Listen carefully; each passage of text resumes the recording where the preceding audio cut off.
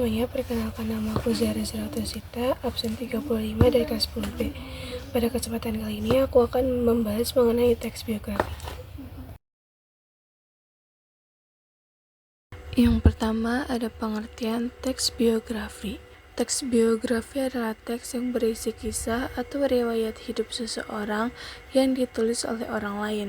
Teks ini biasanya menggambarkan perjalanan hidup tokoh, termasuk latar belakang, pengalaman, perjuangan, serta pencapaian yang telah diraih.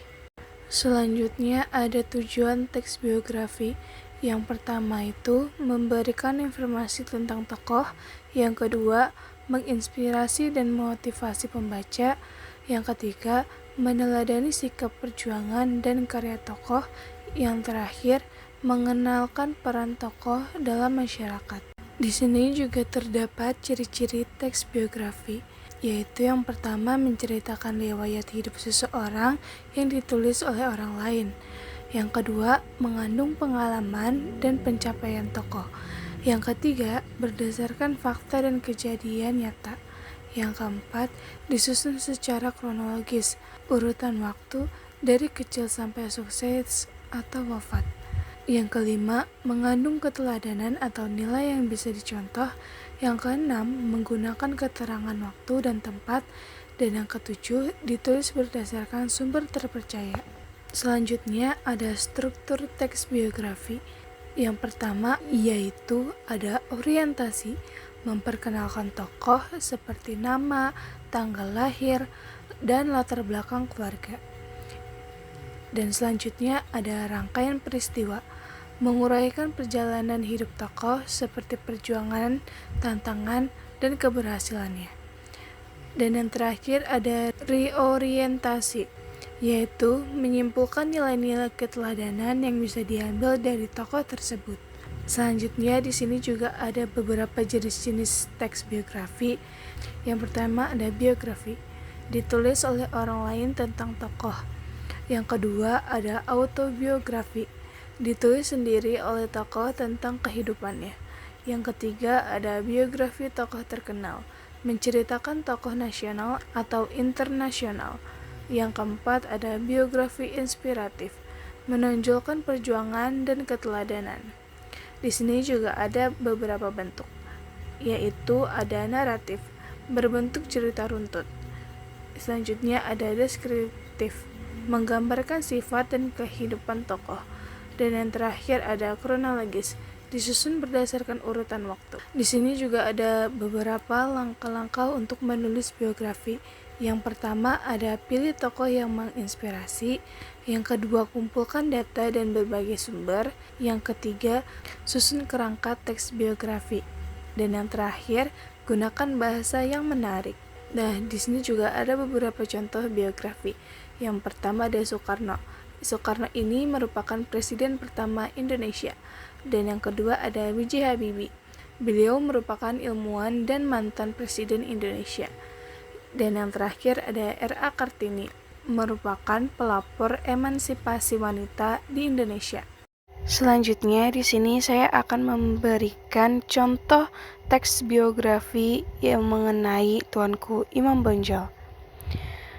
Tuanku Imam Bonjol. Tuanku Imam Bonjol adalah salah satu pahlawan nasional Indonesia yang berperan penting dalam perlawanan terhadap penjajah Belanda di Sumatera Barat. Nama aslinya adalah Muhammad Syahab. Ia lahir pada tahun 1772 di Bonjol, Pasaman, Sumatera Barat. Sejak muda, ia dikenal sebagai pribadi yang taat beragama, cerdas, dan memiliki jiwa kepemimpinan yang kuat. Tuanku Imam Bonjol merupakan salah satu tokoh utama dalam Perang Padri pada tahun 1803 hingga 1838. Perang ini awalnya terjadi karena adanya perbedaan pandangan antara kaum Padri dan kaum adat di Minangkabau. Kaum Padri ingin menerapkan ajaran agama Islam secara lebih murni dalam kehidupan masyarakat, sedangkan kaum adat mempertahankan tradisi yang sudah lama berlaku.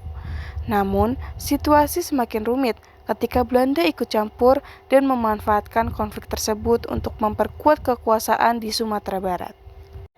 Dalam perjuangannya, Tuanku Imam Bonjol memimpin perlawanan dengan penuh keberanian dan strategi yang matang. Ia membangun benteng pertahanan yang kuat di Bonjol untuk menghadapi serangan Belanda. Selama bertahun-tahun, ia dan pasukannya mampu bertahan dari berbagai serangan. Perjuangannya menunjukkan semangat pantang menyerah dan cinta tanah air yang tinggi. Namun, pada tahun 1837, Belanda berhasil menangkap Tuanku Imam Bonjol melalui tipu muslihat dalam sebuah perundingan. Ia kemudian diasingkan ke Cianjur, lalu dipindahkan ke Ambon, dan akhirnya ke Manado. Di tempat pengasingannya, ia tetap teguh pada prinsip dan keyakinannya. Tuanku Imam Bonjol wafat pada 6 November 1864 di Manado.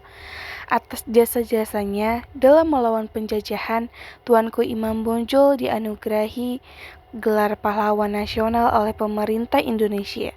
Semangat perjuangannya menjadi teladan bagi generasi muda untuk selalu berani membela kebenaran, menjaga persatuan, dan mencintai bangsa serta negara. Oke, mungkin segitu aja yang bisa aku sampaikan mengenai teks biografi dan contoh teks biografi. Selanjutnya, aku akan menceritai lebih lanjut mengenai Tuanku Imam Bonjol. Tuanku Imam Bonjol adalah salah satu pahlawan nasional Indonesia yang berperan penting dalam perlawanan terhadap penjajah Belanda di Sumatera Barat. Nama aslinya adalah Muhammad Syahab. Ia lahir pada tahun 1772 di Bonjol, Pasaman, Sumatera Barat. Sejak muda, ia dikenal sebagai pribadi yang taat beragama, cerdas, dan memiliki jiwa kepemimpinan yang kuat. Tuanku Imam Bonjol merupakan salah satu tokoh utama dalam Perang Padri pada 1803 hingga 1838.